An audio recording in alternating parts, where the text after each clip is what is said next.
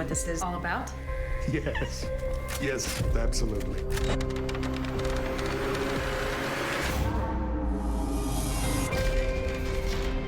You've killed before. You'll kill again. I see what you did there. There are things.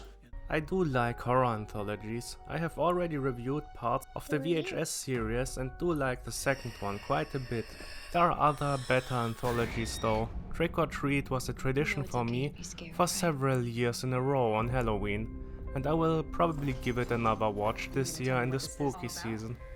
I love the Tales from the Crypt TV series, except for most of the last season, which is just cheap and was mostly shot in Great Britain probably to save money. But it also looks cheap in general. I even like Demon Knight, even though it's more of a guilty pleasure. Fuck this cowboy shit! You fucking ho dunk, po dunk, well then there, motherfuckers! I do love a good framing device slash story for an anthology though, and the Crypt Keeper is just the best. But there's another storyteller in the graveyard, who is also pretty popular, The Creep. No, not that one. Yeah, that's him. Written by Stephen King, the king of horror, and directed by the master of zombie movies, George A. Romero, this movie was a sleeper hit when it came out in the 80s. Stephen King himself, not a stranger to the craft of short stories and anthologies, penned the script and even played one of the characters himself. On how much cocaine was king at the time? Well, just look at the performance and make an educated guess. That's a meteor. I'd be dipped in shit if that ain't a meteor. Creepshow is a pretty good time though. Obviously inspired by the EC comics, which were the base for the Tales from the Crypt. This also delivers some black comedy and an ironic twist in the end of each story. While you can see the limited budget of the movie, Romero did what he could to make it feel like an old-timey comic, and that rather effectively. They followed it up with Creepshow 2, not directed by George A. Romero anymore, but still with stories written by Stephen King, and eventually some making a third one. The less I said about that one, the better. Just watch the spiritual successor, the Tales from the Dark Side movie, or the TV show if you want, which was also created by Romero. It's a bit tamer than Creepshow, but there are still good stories. Or watch Cat's Eyes, also based on Stephen King stories. Eventually there were attempts to revive the franchise as a TV show, by one of the guys who worked on the Condemned game series of all things, but they only made one episode and then that was it. But then Shudder stepped up to the plate and actually created the Creepshow TV series, which I have recently watched up to season 4. And I have to say, I quite liked it for the most part. I was not able to watch it on Shudder as it is not available in my region, so I just bought the French Blu-rays for these seasons, which were sold for an okay price, and I wanted to give it a watch since it was announced. Unfortunately, not all specials were included. The animated episode special is missing, which included the story Survivor type, which I would have liked to see. But hey, you can't have it all, and I did see it is on YouTube though. But after talking about the origins of the franchise and what could have been, let's talk about the show itself. Creepshow was created for Shudder, a streaming service focusing on horror movies and shows, and the showrunner is Greg Nicotero, who is known for his groundbreaking effects work with K&B, mostly covering bloody special effects and also some monsters. Their CGI effects are often a bit, well, not that good. Watch the episode Pro Life of another anthology show called Masters of Horror to see how bad some of the CGI effects look, or some of the CGI that you can see in The Walking Dead. Overall, that show has some good effects. There are some that stick out like a sore thumb. But in Creepshow itself, there are also some rather embarrassing moments as well, but more about that later. Creepshow tells usually 2 stories per episode. Some bloody, some funny, some both. But also always with an ironic twist and the character getting his just desserts. For example, a landlady who is treating the inhabitants of the building she owns like crap, but then being killed by a monster that is living in the building when the inhabitants lure her into the basement. The effects are often good. There is an episode with some werewolves in World War II, and even though we don't see the transformation, it's only in comic panels, we see the wolves in their full glory once they have transformed, and it looks rather good. There are also some known faces, at least when you know your horror movies and shows. Jeffrey Combs, the Reanimator, Eugene from The Walking Dead, Michael Rooker, also from The Walking Dead, and Henry Portrait of a Serial Killer, even though he is nowadays probably the most well known for Guardians of the Galaxy. We have also Justin Long for an episode, and Mark Hamill and Kiefer Sutherland are voice talents for some animated episodes. I did like most episodes. They give it Tales from the Crypt vibe, even though they are updated and have some modern topics and social commentary, which is okay though and not too bad or too forced. Of course they don't have the excellence of the better Tales from the Crypt episodes, but they are still a lot of fun, and most of the time they work rather well and are entertaining. But there are some episodes which are not that good, and as I said, it is pretty cheap at times. The episodes I don't like were the one with the Djinn or Genie. I just thought the execution was too silly, and the Shapeshifter Anonymous episode, which is also just so cheap. It is so cheap they didn't even reuse one of the werewolves from the World War II episode, but took something that looked more like something from one of the Howling sequels. Yeah, it's that bad. The episode also tries too hard to be funny, and is obviously planned to be much bigger in scope, but it's kind of painful to watch, to be honest. When in the end there are two monsters fighting, it's also quite embarrassing. Maybe they used up all the money for the Little Yachty cameo. I don't even know a single song of this guy, I think, and don't know why they took him as a cameo. Maybe he is a fan, I don't know. And to be honest, I don't care. But the other episodes are mostly alright. The second season overall is just cheap though, and it really hurts some episodes. In the episode with Justin Long, for example, they have a good story and some okay effects, with Justin being transported into the movie Horror Express. But then there's a scene of a thumb being cut off, and it's the worst CGI you can imagine, which took me right out of the story. It felt like the third season course corrected though, and while still having a low budget, it's a bit more than the second season, it seems, or at least it's better used. Maybe COVID also played a role in this. It looks better at the very least, and I was looking forward to the next season, and hope that we get more. A lot of the stories are based on stories by horror writers, like Stephen King, his son Joe Hill, David Shaw and Joe R. Lansdale, among others. But there's even more talent behind the camera, which is known for their craft. Greg Nicotero, who seems to be more comfortable as a director nowadays than as an effects artist, directed most episodes, and is the showrunner. John Harrison, who worked on many Romero productions, is also here. Tom Savini, who worked also in several capacities with Romero, is directing here, and Joe Lynch is also behind the camera.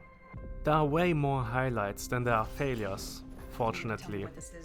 An episode with a lake monster, an episode paying homage to Terror Train, homages to Romero's Living Dead movies, some more werewolf episodes, overall good stuff. Zombies, monsters and killers are here, and it's just a lot of fun. And a whole lot of references and homages to horror cinema. Some better, some worse, but it's never too distracting.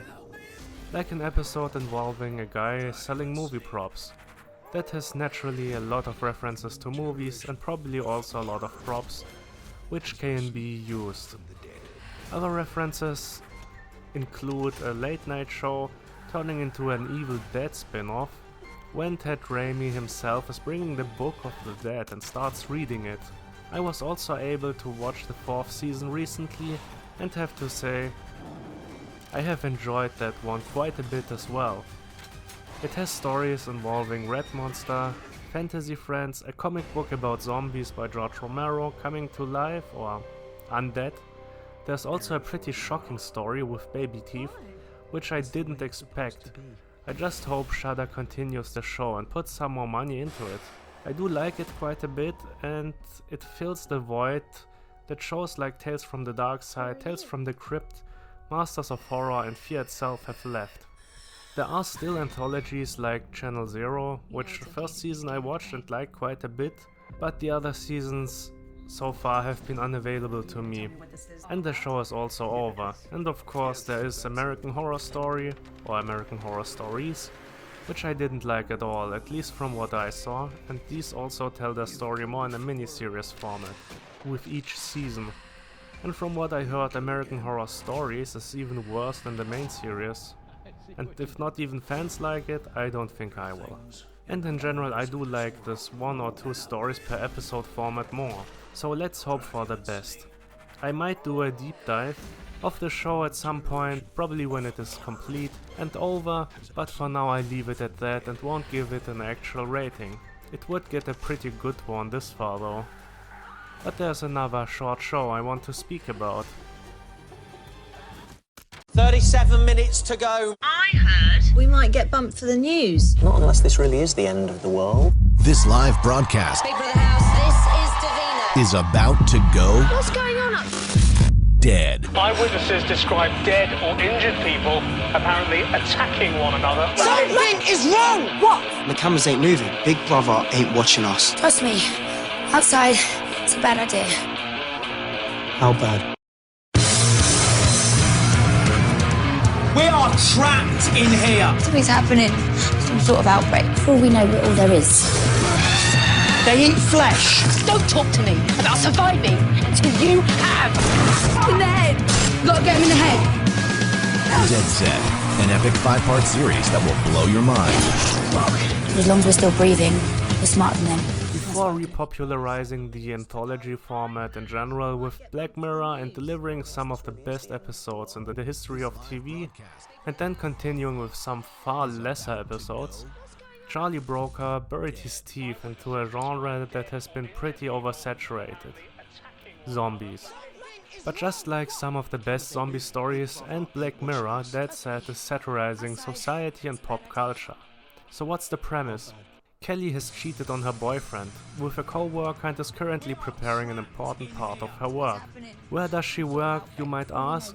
At the British Big Brother house in the production staff. Today one of the housemates is supposed to be voted out, and the fans are waiting outside the house. The drama with Kelly's co-worker gets more intense inside, and her boyfriend, Rick, played by Riz Ahmed, wants to visit her soon. But everything changes when zombies are attacking everywhere in the country and kill and turn the people outside the house. All hell breaks loose and the production building is soon overrun, and Kelly seeks refuge in the last safe place nearby, the Big Brother house. Meanwhile, her boyfriend is trying to get to the house, traveling the countryside, meeting mostly more zombies and only a few survivors. Especially one woman who is strong and stubborn enough to fight off the zombies will accompany him during his journey. But will Rick get to Kelly in time? Will he even survive? Will the Big Brother house stay safe? Or will the housemates who have been spending time together for months by now and are already very annoyed by each other for the most part, kill each other or themselves before Rick arrives? But wait, there are even more players. An asshole producer and one of the former housemates are trapped in the production building, and the simple housemate and the aggressive producer are a pretty odd couple to say the least. That said, is a pretty good idea, and is so short that it can basically be watched like a movie. With 2 hours and 20 minutes it really isn't that long. It offers aggressive running zombies, and despite being a TV show, it doesn't hold back in the violence. There are headshots bashed in skulls, people getting graphically eaten, and corpses being dismembered. In detail. There's even an homage to Day of the Dead. There's also a lot of cursing and people in general being annoying, but some of the characters are being fleshed out a bit more later on, and not only by the zombies. There is some subtle dark comedy at play, well, also some not so subtle. And as I said, some satire on pop culture and society, which becomes especially clear towards the end with its bleak final moments. It's a surprisingly good miniseries, which I appreciated a lot when I first saw it. And while I think it's still good, I do have some issues with the show. There are quite a few things set up which are not paid off in the end. This was probably a conscious decision, but it still feels like a missed opportunity at times. But there was probably also not much time to elaborate on these things, as most episodes are only 20 minutes long. Another thing which is really unfortunate though is the shaky cam. There's so much shaking going on that it's often just hard to make out what is happening, and it is annoying. It is zoomed in quite a bit and just shaking violently. Sure, they were probably not able to create elaborate choreographies for certain scenes, but this just looks bad. The characters are also sometimes just behaving stupid, especially right before the finale. I don't know why the worst mistake by a character in the show was made, and that's bad. Besides these flaws, we have a very solid miniseries though. I think especially a first time watch would still be great, as the miniseries is pretty engaging. The acting is good to solid. If you can stand some of the more annoying characters is up to you though, and your tolerance for these kind of characters. While not quite as good as I remembered, it's also not much worse. And with that I will give That Said a 7 out of 10. The news. Not unless this really is the end of the world. This live broadcast is about to go What's going on up? dead. Eyewitnesses describe dead or injured people apparently attacking one another. Something is wrong! What? The cameras ain't moving. Big Brother ain't watching us. Trust me. Outside, it's a bad idea. How bad? We are trapped in here. Something's happening. Some sort of outbreak. For all we know, we're all there is. They eat flesh. Don't talk to me about surviving until you have. In the head. Gotta get him in the head. Dead Set, an epic 5-part series that will blow your mind. As long as we're still breathing, we're smarter than them.